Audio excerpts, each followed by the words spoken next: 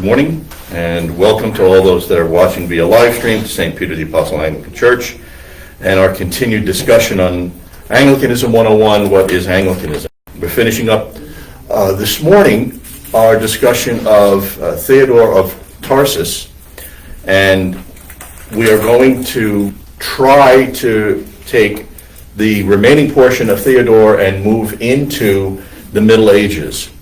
I want to, as urgently as possible, I want to get to the Middle Ages because we're going to basically do a massive overview of the Middle Ages simply because there's just way too much material to cover in the short time that we have, and I want to get to the Reformation and then beyond so that we can start looking at the prayer book and what we're doing upstairs in worship to round out what it is to be Anglican today. So we finished talking about Theodore's tenure. We haven't finished, but we introduced Theodore's tenure as the Archbishop of Canterbury. We talked about the precursor to that, the Synod of Whitby, and then the Synod of Hertford, Hertford, that he called in 673 to institute those various reforms that we talked about last week. The actual calculation of Easter, because he was called basically the calculator, that he had this structure that he employed. Also, he instituted reforms in episcopal authority, the nature of itinerant monks and what they were allowed to and not allowed to do, the regular convening of subsequent synods, which became and becomes very important for us as a means of checks and balances on the church. He also instituted reforms in marriage and the prohibition of consanguinity, priests, bishops, and other clergy cohabitating with cohabitating. I was going to say women, but there were a bit more things going on at the time. And there were a lot of other things in which he was involved. We also discussed the Battle of Lindisfarne, which essentially was the most famous incursion up to this point of the Norsemen into the north, and essentially puts a stop to evangelism for quite a bit. It's the beginning of the decline. Now, as far as the legacy of Theodore, the continued legacy, we saw his brilliance last week, the areas in which he was conversant and in which he exposed himself. Syriac, the East, the West, Latin, Greek. He really was, if you'll remember the commercial, the world's most interesting man at the time. He just a phenomenal character. He started what would be, he and Hadrian, we mentioned Hadrian briefly last week, he and Hadrian began the school that is called the Canterbury School.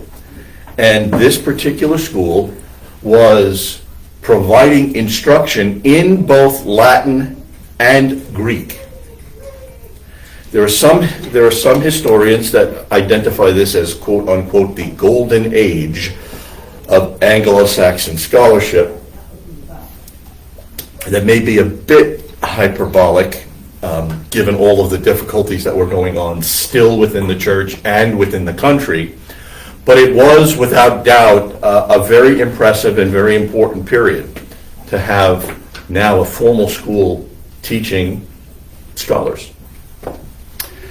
This Canterbury school attracted large numbers of students from everywhere. And what was happening at the Canterbury school, in addition to simply teaching them the trivium and quadrivium, what they would learn is a pattern that became very common throughout the church, and that is day to day, day by day spiritual renewal. Praying, reading scripture, meditating. This became, I don't want to say the primary emphasis in the Canterbury School, but it became an important part of what those students coming to the Canterbury School would learn. Not only this, as always with Theodore, and there's more, he taught them. Now you would anticipate he would be teaching them scripture and Bible. They were teaching them poetry, astronomy, how to use and actually calculate the church calendar. So when you talk about Christianity coming into Great Britain and the things that had been accomplished, no one came close. No one comes close, really, to doing what Theodore of Tarsus implemented in Great Britain. Theodore, in addition, taught sacred music. He introduced various ancient texts. He introduced into Great Britain knowledge of Eastern saints. This is one of the reasons that historically Anglicanism and the Eastern Orthodox used to have a very cordial relationship. Obviously not simply because of this, but the East and Anglicanism used to have a very cordial relationship, actually right up until the 1920s. There were numerous patriarchs that came forward to validate Anglican orders when Rome was getting on its high horse. And then, of course, the Episcopal Church lost its mind, and the Eastern Orthodox did what they only could do and say, ciao. He even became responsible for the introduction of the Litany of the Saints, which was new in the West. And this practice, the Litany of the Saints, number one, is still prominent in Rome, and it does occur in certain Anglican circles. Now, I don't know if you've ever seen or been a part of a service of the Litany of the Saints. You have? I have. Okay. Yes. Amongst everything else involved in it, it's long. Because you are actually identifying the various category of saints. You can sit there and figure out all the categories you want, scholars, doctors, monks, it doesn't matter, and you're praying for each and every one of them. It's a very, very long service, and it is usually done during the penitential season for obvious reasons.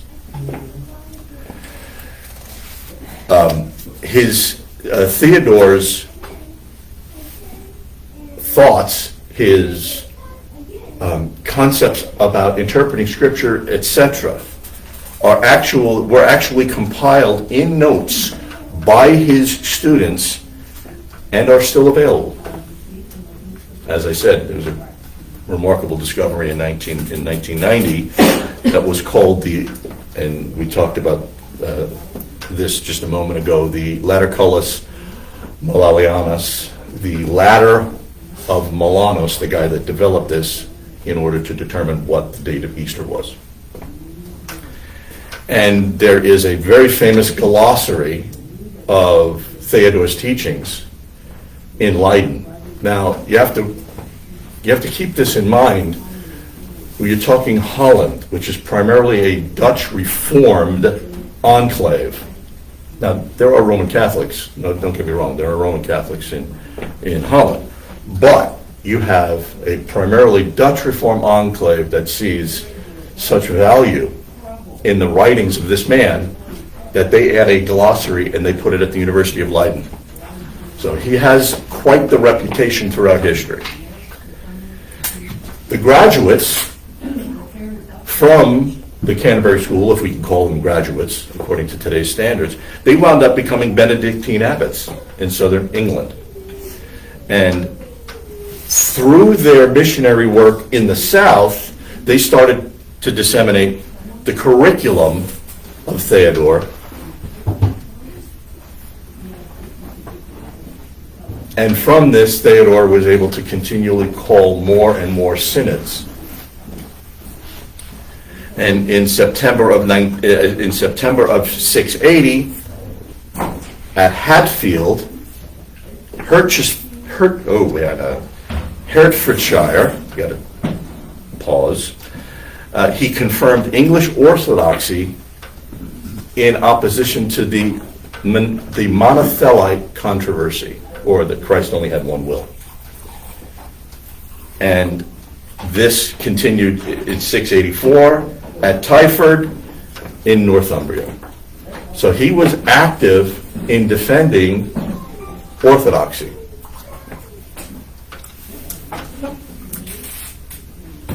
Sorry, I have to keep this on the mark time.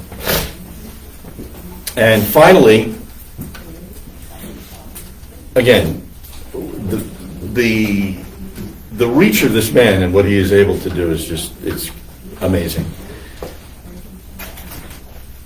There was a penitential composition that was overseen by him that still exists today. So if you go back through your notes and you just bullet point all of the things that this man accomplished, not only personally, but for Great Britain at the time, how he is not at the top of everybody's list of English ecclesiastical heroes in one sense or another, even if you don't agree with him on everything. Just the labor that he expended to advance the church is amazing. Well, unfortunately for the church, Theodore died at a very young age in 690, 88.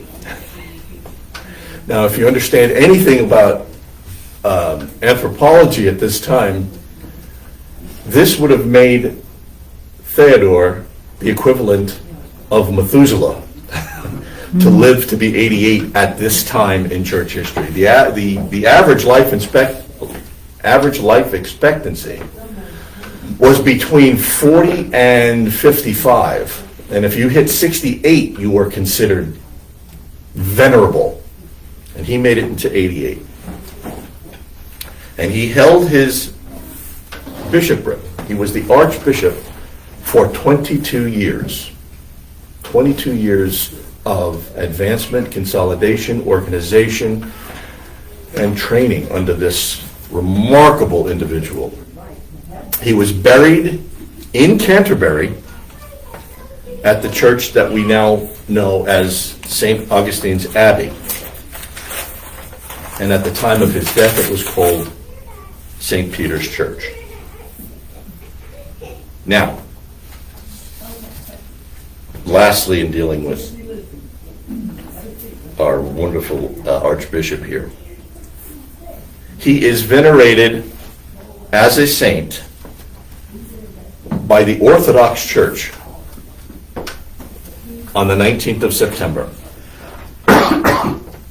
And that also goes for the Roman Church, and certain Anglican churches also hold his saint day as September 19th. He's also recorded on this day in Roman martyrology. Canterbury recognizes a feast of his ordination on March 26th. So we just passed that. And lest we think that all of this is just primarily Roman or Eastern iconography, his image is immortalized at St. John the Evangelist in Liverpool in a stained glass window. So you can see the impact that he has had, not only on Great Britain, not only on Anglicanism, but on the church. This was a remarkable, remarkable man. Okay, so this now affords us an opportunity to push forward a little bit. We'll get to the end of the 11th century, the 1000s. At this point, a bishop named Chad, I'm waiting. A bishop named Chad appears, and he was trained in the Celtic manner. He's one of the 12 disciples of St. Cuthbert, and St. Cuthbert himself had been one of the 12 disciples of St. Aidan. And Chad had been taught in the tradition of St. Aidan. He accepted the decisions of the Synod of Whitby, and he had been appointed bishop of York after Wilfrid, who will become notorious, skipped town, went to Germany to do some evangelizing, and then was literally driven out of the country because Wilfrid had a falling out with the king. Now, according to one bishop, Wilfrid is one of the least attractive figures in English, according to him, in all of English history. I'd say ecclesiastical history, but he says in all of English history. He was always appealing to Rome, always having arguments and falling out with the king, and he apparently wasn't too popular with his own clergy either, because according to them, he was a bit arrogant. He was one of the first so-called prince bishops. He rode around on a horse. He expected due deference to be paid to him. In other words, kowtow when he walks by, kiss his ring, or his feet if you can't find his ring. And he lived in the style of a petty prince. He was always coming into conflict with other bishops, other clergy, with the king, and I cannot pronounce this, Thegns, Thanes, the GN is, I'm Italian, so I pronounce it differently in Italian, but Thanes, who basically were lay aristocrats, and they formed three classes. It was the king, the earl, and the ministers. And he was described succinctly as a nuisance. He was just a nuisance.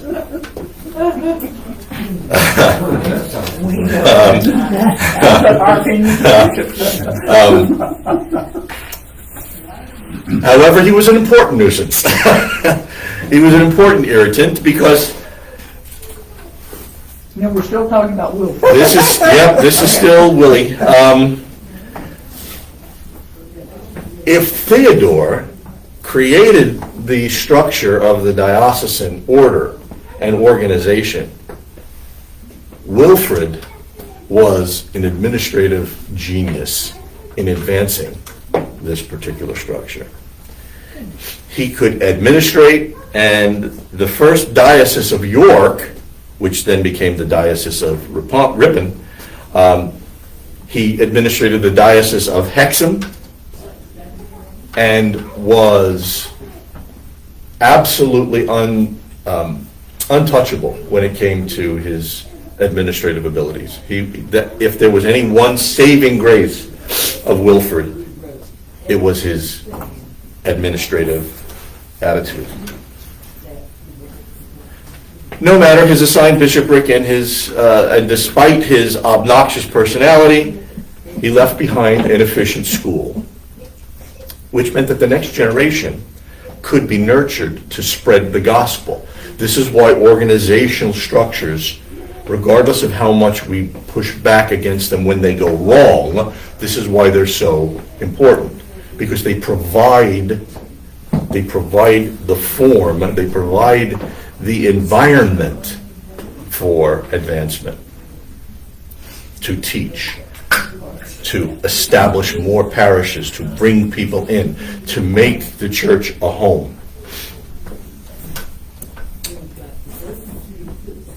Now, one of the things with which one has to be very aware, and I'm going to stop here, one of the things which we have to be very aware is when we talk about the development of diocesan structure and parishes, they're not identical to what we know them to be today. Okay? That type of structure didn't exist at this time yet. It would come slowly, probably about 250 years later. But it is the nascent beginning. It's the root, the seminal form of that structure. The way that parishes were structured back then, and this will take us into the Middle Ages, the 1100s. Lords would build chapels, and what would happen is the chapels would be visited by priests, and then the priests would be attached to that bishop's household. So it's not the same as we see a parish today, where a parish is an independent church that's attached to a diocese. A parish then was a church that was attached to a lord in the Lord's house.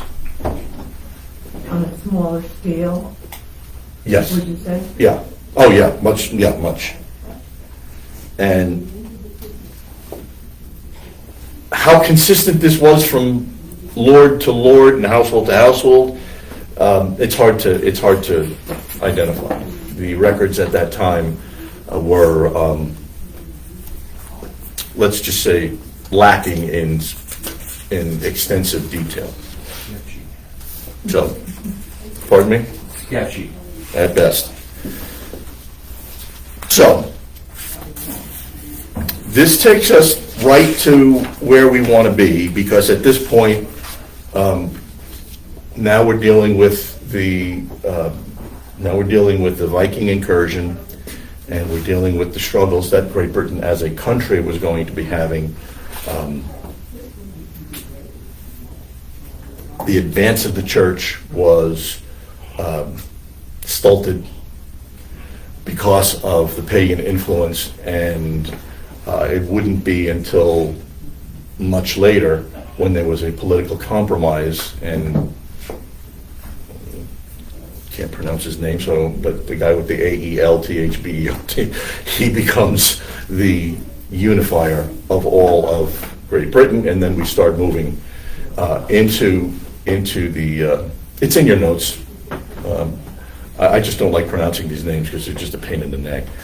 But he provides the launching point for the church being coalesced and now having a far more far-reaching influence in Great Britain. However, remember that map that I gave you? You remember the map? Okay, that map that's the map. That map will become incredibly important right at this time, at the beginning of the 11th century, because while the move to coalesce and to unify Great Britain is taking place, it's taking place under the banner of Rome, with the exception of the areas designated on that map. There was still the Celtic, there was still the Britain, if you will, resistance, the pushback. And even with the Roman influence now spreading through Great Britain at this time, there is still that British mindset where we're going to go along to get along. But just because we're being polite and acknowledging who you are and what you're doing doesn't mean we're going to buy into everything that you're giving us. All right? Now, I'm going to stop there because next week I really want to take us right through this period and get us to the 14th century, buttressing right up against the Reformation. Okay? So, any questions about Theodore? Yes? Shoot. You said that the grads of his school became Benedictine abbots, They were sent out as Benedictine abbots, that's correct. but I thought the Benedictines weren't formed until the 1200s.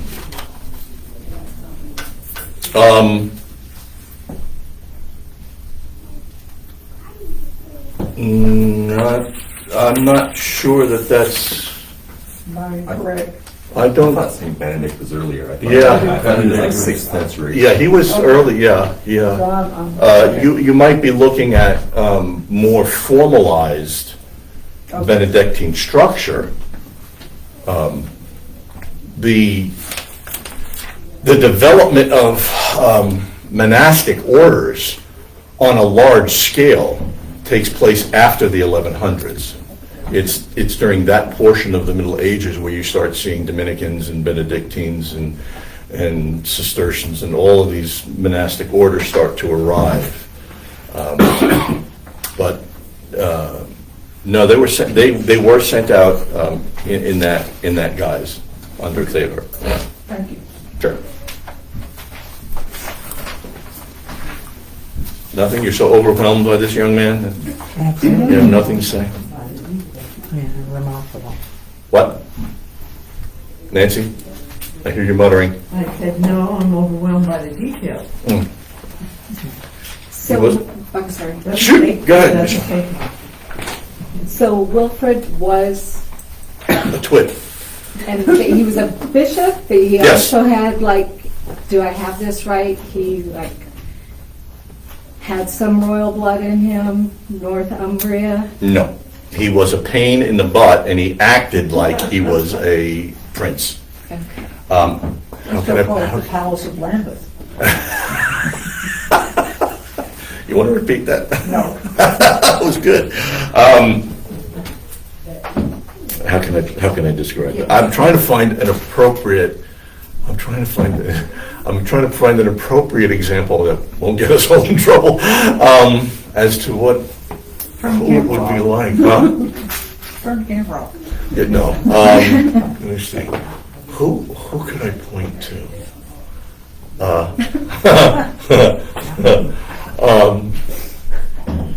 All right. If you look at the, I'll throw this out as a blanket statement. It's not 100% accurate, but it'll give you an idea. If you look at the manner in which the College of Cardinals parades around when they get together, all of the pomp, all of the, and it's just like, and you see, and if you've ever been to Italy, happened to watch a bishop walk by any Italian city, regardless of whether it's a prostitute or a murderer, boom, they're all like, ooh, and they all, they recognize the office. But it's that persona that everywhere they go and in everything they do, they're ostentatious. Everywhere, it doesn't matter. Always in full regalia, always with the episcopal jewels in the mitre, always with the rings, always with an entourage to wait on them hand and foot. The old, if you've ever watched any of the old movies about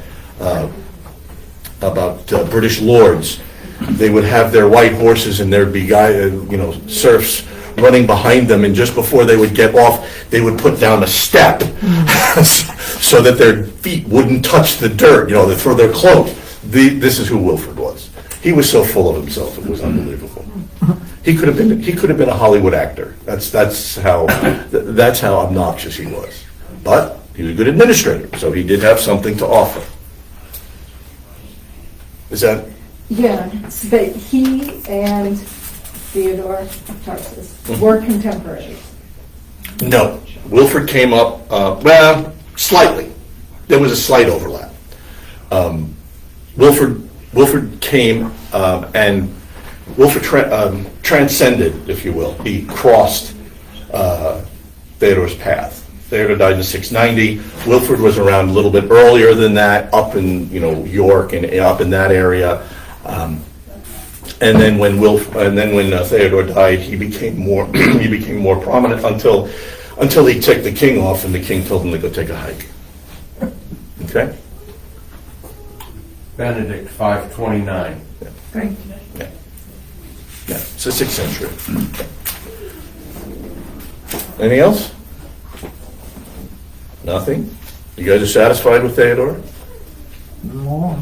Yeah. Wouldn't mind reading about him. Good, that's good. Me too. I'm glad. That's something that I would hope would happen. You would hear something that would pique your curiosity, and you would look into it. What a man, what a guy. Yeah. What a man! So then you guys can become the experts, and you can come back and tell us how insignificant my presentation here was, and how poorly I represented this wonderful man. Yeah. Nothing? Okay, we'll This was Take the a few first minutes. time I've heard about Theodore of Tarsus. well, I'm going to be honest with you. My minor was in history, although it was ancient, it was Greek and Roman history. My minor was in history. I had a couple of church history classes, not only those we had in seminary, but I've taken one later. And I love church history, and I can honestly tell you, I really knew nothing about him. I knew his name, that was all I knew. It's like we go through, when we're, especially in graduate school, you go through lists of guys, and you just memorize names because you have to place them in a certain time frame. You know a little bit about them. I had no idea how extensive this man's, not only background, his experience, his education, but his influence. And believe me when I tell you, what I've been presenting the past 2 weeks is just the tip of the iceberg as to how amazing this guy really was. I mean, empty seats, and he fills 21 different positions. It's just astounding, the organizational ability alone to do that in this time frame. It's not like today, where you make a phone call and say, okay, get all the guys round up and send them out. I mean, to do what he did at that time is really, it's remarkable. Okay? All right.